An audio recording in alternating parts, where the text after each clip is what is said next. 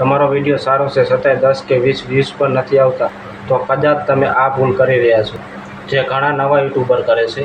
આજે હું તમને એ ભૂલો બતાવીશ અને તેને કેવી રીતે સુધારવી એ પણ બતાવીશ.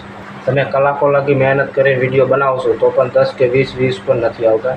સમસ્યા યુટ્યુબમાં નથી, તમારી 1-2 ભૂલોમાં છે. હું એ જ ભૂલો બતાવીશ જેથી આગળના વિડીયો વધુ લોકો સુધી પહોંચી શકે.